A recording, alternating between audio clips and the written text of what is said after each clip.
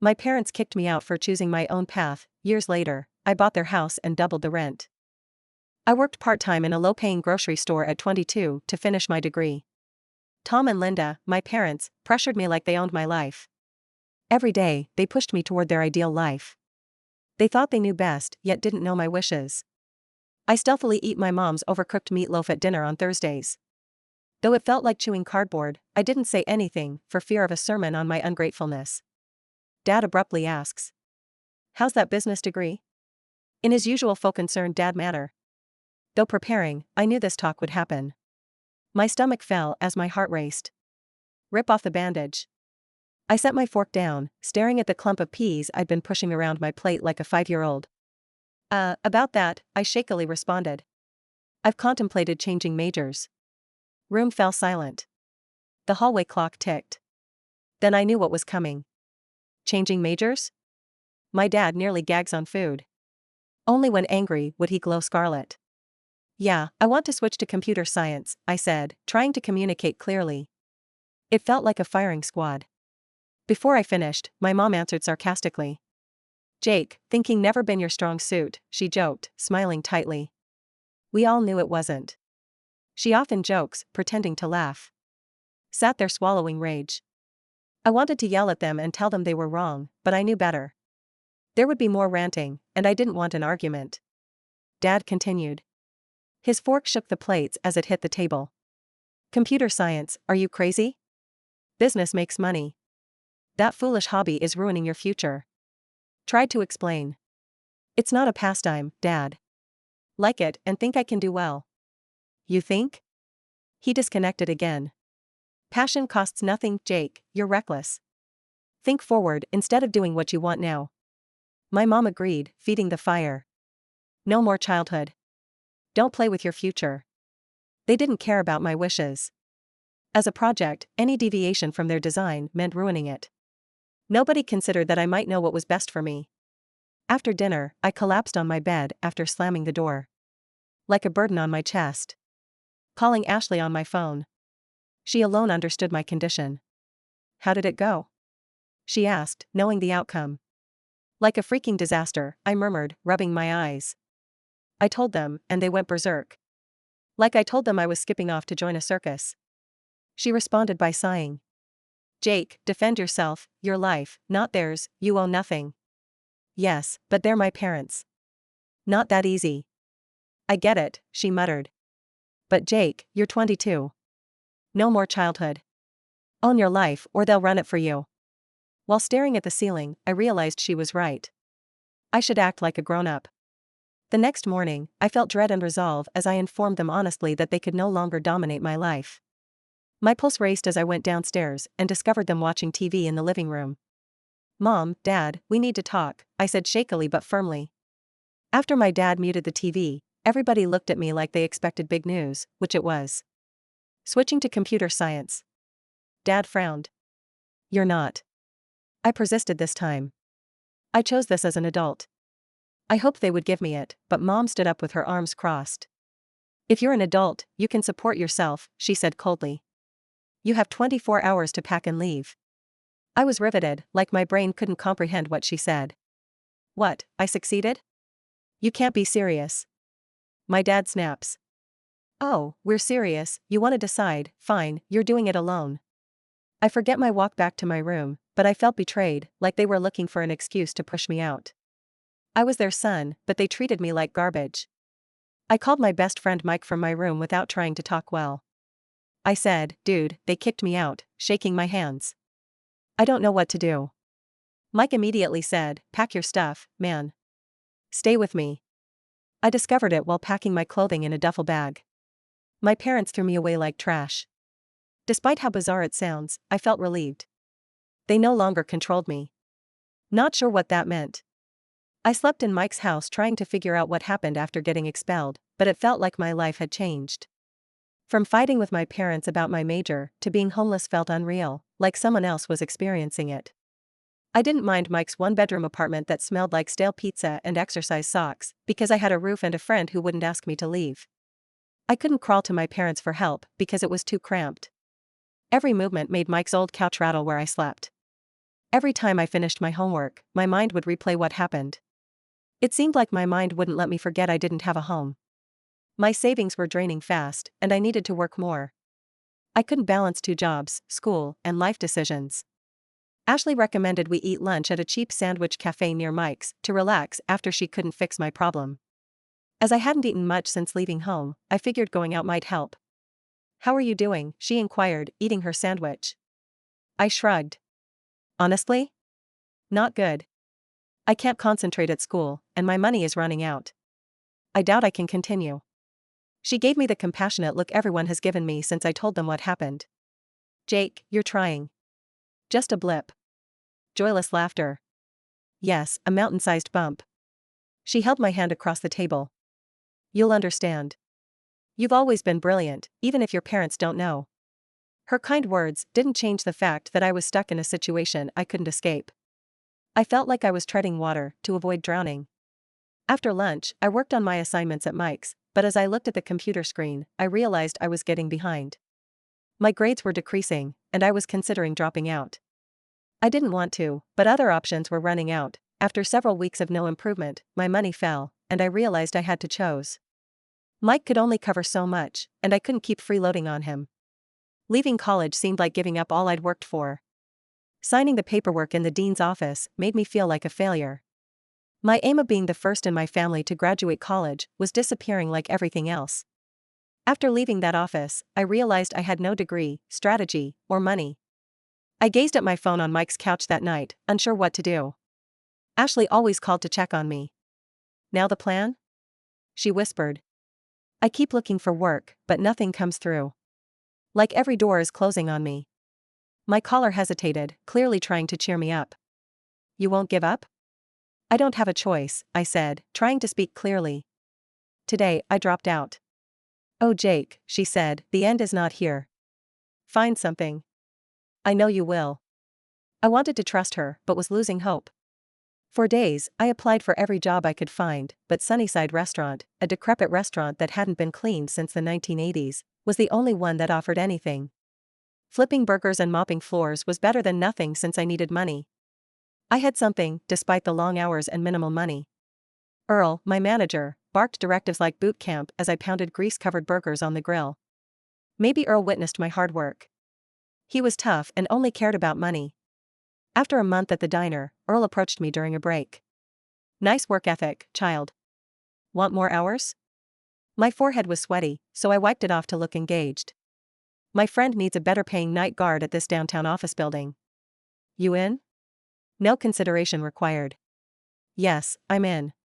Flipping burgers by day and guarding an empty building at night, though unglamorous, it was something. I stopped affording sleep and was exhausted most nights, barely able to open my eyes, but I had to survive. Ashley kept sending me links to tech internships to get me back on track, but I didn't have time or energy to apply. I live for survival now. Every night, as I sat in that dark, empty office building staring at the city's flashing lights, I wondered, how did my life become this way? A few months earlier, I had aspirations and a future. Now I was surviving one shift at a time. The worst part was seeing no way 2 jobs were hell. The cafe was filthy, and the nights in that empty office building were mind-numbing. I lived in a beat-up knapsack, slept 4 hours a night, and sipped energy drinks like water. I was making money, not much, but enough to keep me going. Mike didn't say anything, but I think he was glad I could help with rent. I didn't want to be the guy freeloading off my closest friend as my life went apart, so I handed him everything. A random meet things changed quickly when this guy came in for lunch while flipping burgers at the diner. I don't know if it was chance or the universe providing me a break. First, I didn't notice, just another customer. He looked fatigued, like the rest of us who worked too many hours for inadequate pay. After supper, he paid at the counter and gazed at the computer screen behind the register as I gave him his change. I practiced coding on break to keep sharp. He asked casually but suspiciously, "You're into coding?" I nodded, trying not to look thrilled. "I taught myself. Hopefully it will be a career. I could have something for you. My organization requires entry-level IT professionals. Not fancy, but a start." I blinked, questioning what I heard. "Seriously?" "Yes." He shrugged. "Send me your resume, I'll represent you."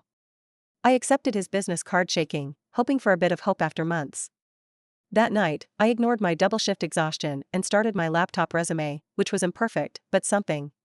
I wrote Mike before overthinking it and trying not to get hopeful. Turning point.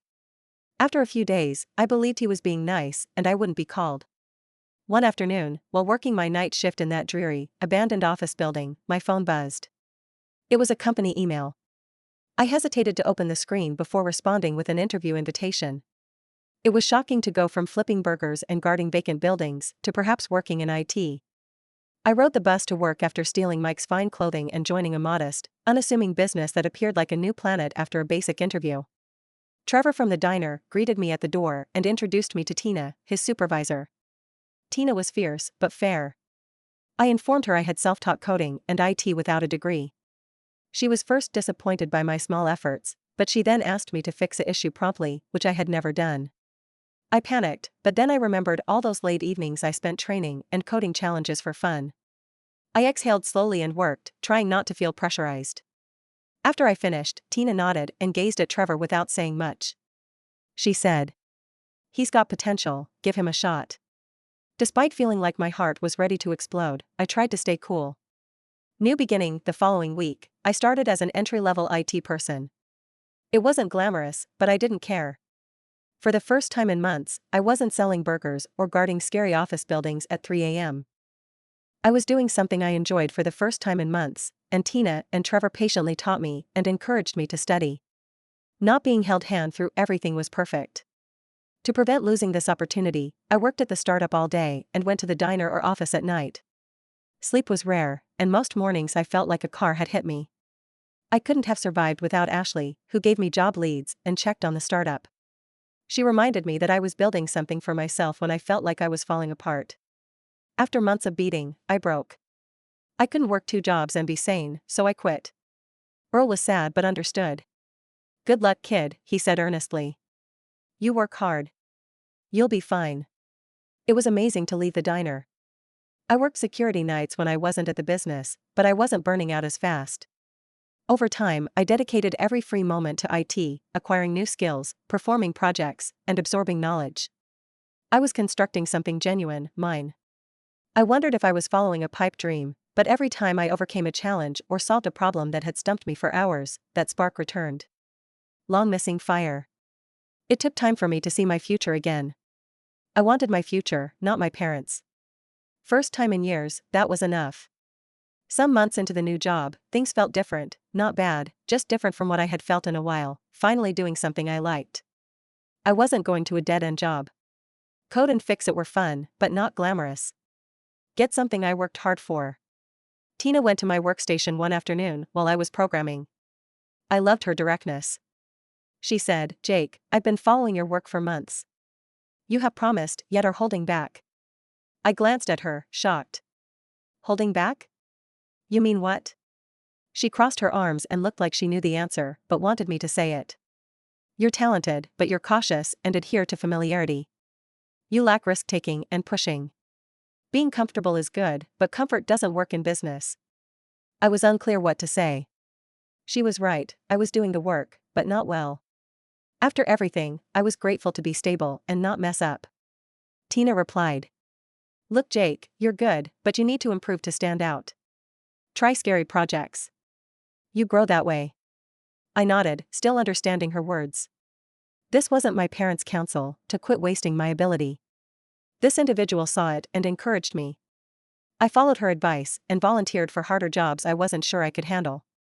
I occasionally felt overwhelmed, but solving an issue was worth it. Tina handed me a big client job. I was scared since it was more responsibility than I'd ever had, but I was excited to prove I could do it. After weeks of late nights, weekends, and free time to perfect the project, I felt like I had run a marathon. I was exhausted, but I felt stronger. Several days later, Tina invited me into her office. I sat down, anxious about making a mistake. She acted swiftly.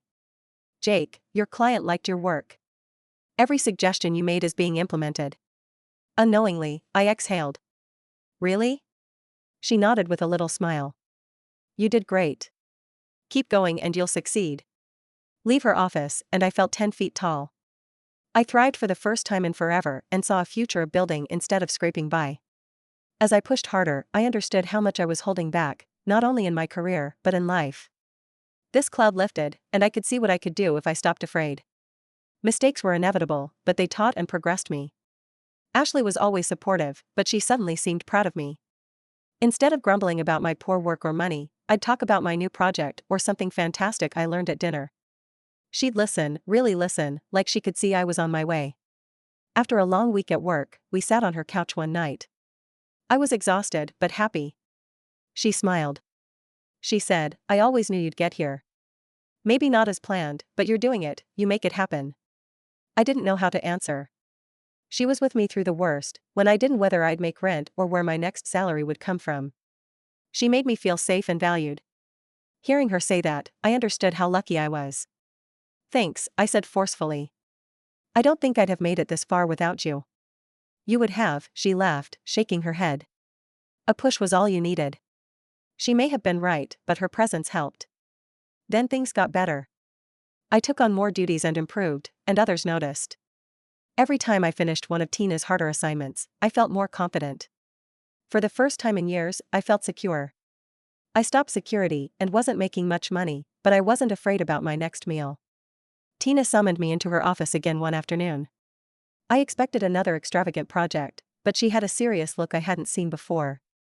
She said, "Jake, I want to talk to you about your future here." Calmly but directly.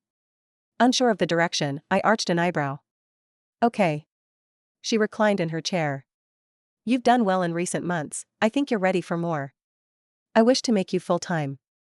After she started, I sat there trying to process it. Full-time, the dream? No more juggling jobs or scraping by. I don't even know what to say, I smiled.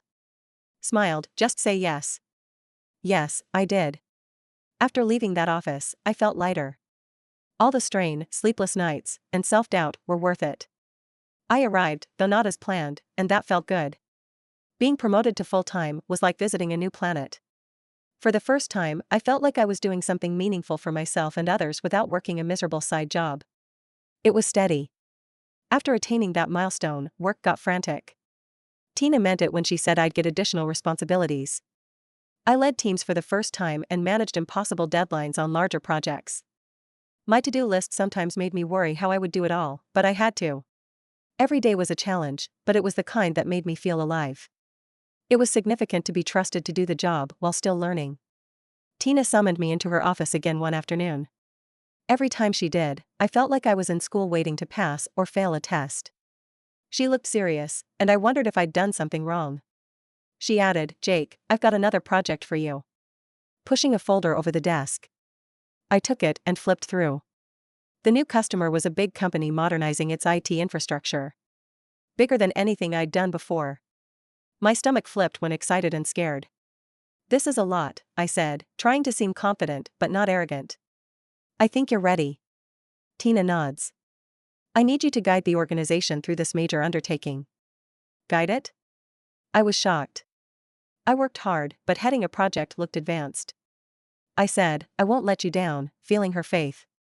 "I know you won't," she said, smiling briefly. Next week was my busiest. I worked nights and weekends at work, making sure everything was fine. My staff was excellent, but I couldn't let anyone down under pressure. Ashley was wonderful, although I was rarely around and a zombie. She brought takeout to work, sat with me, and reminded me to take breaks. "You're going to burn out if you don't slow down," she warned. I adored this idea and thought it would change my career and life if I succeeded.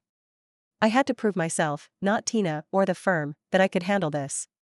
I barely slept the night before the client presentation, mentally double and triple checking everything to make sure there were no loose ends.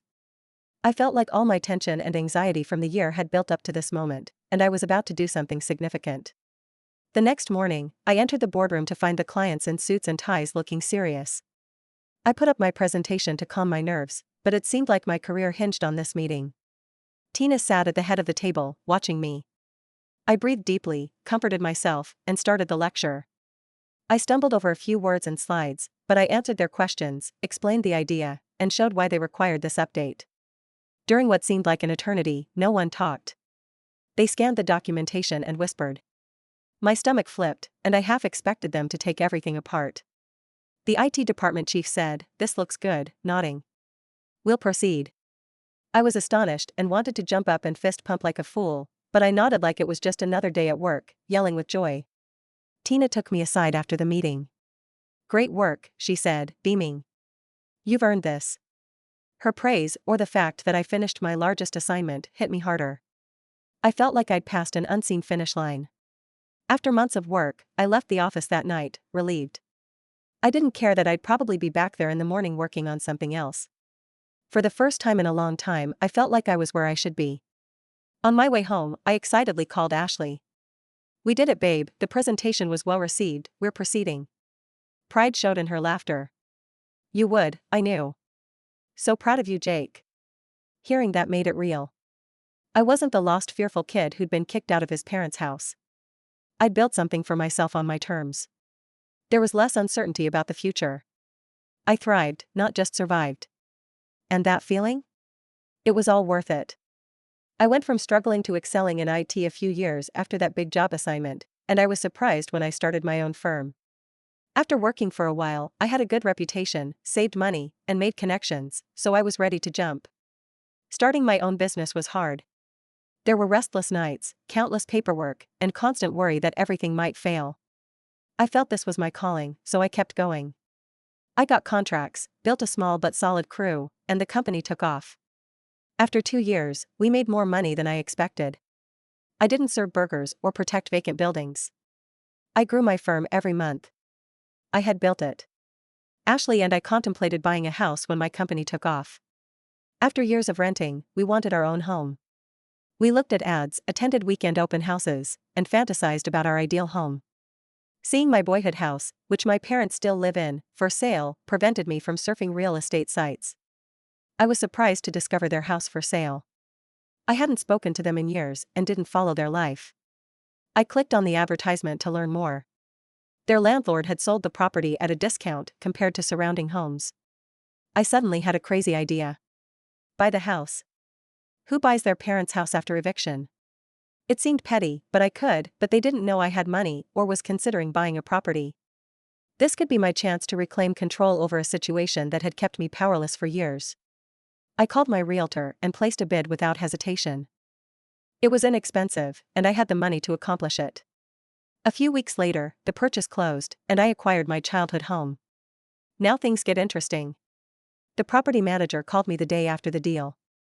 "The tenants are asking to meet the new owner," said. "They want to discuss the rent and some issues they've been having." I grinned internally. Good things were coming. Not telling them, I told property management to make the appointment. The plan was in my brain. After parking my car in front and knocking like a landlord, Dad answered the door. He was surprised but didn't recognize me because we hadn't seen each other in years. I didn't appear like the guy who left their house with a duffel bag and no plan. "We're here to meet the landlord," he exclaimed. "That's me," I said, entering like I owned it. He blinks in amazement. "Wait, what? You're the landlord?" "Yeah," I said, trying not to laugh. "I bought the place." My mom came from the living room, wide-eyed. "Jake," she shouted. "Why are you here?" I smiled and leaned against the wall. "Well, I'm your landlord now." They were speechless, still absorbing the fact that the boy they kicked out years before owned their house. Though I wasn't celebrating, it seemed fair. Business was my obligation. I began. "So, breaking the awkward quiet. About the rent." They stared at me unprepared. I stated, "I'm tripling it," calmly. Dad was stunned. "Triple it? You're kidding?" I replied, "Oh, I'm dead serious. Property values have risen, so I need a reasonable return on my investment. Rent is rising. A lot." Mom shook and reasoned with me, "Jake, we can't afford that, you know we can't." I shrugged. "That's not my issue. You can pay the new rent or move. Up to you." Though tough, I wouldn't back down. Years ago, they kicked me out, so now I set the terms. The stunned couple may have realized they had no choice but to stand there with no credit and no options. I left after an awkward talk to let them figure things out. I drove away feeling satisfied, vindicated, and hollow. I proved them wrong and succeeded despite everything they did to me, but as I drove away from that house, I realized that rent hikes and property ownership couldn't fix it. This was about release, not revenge.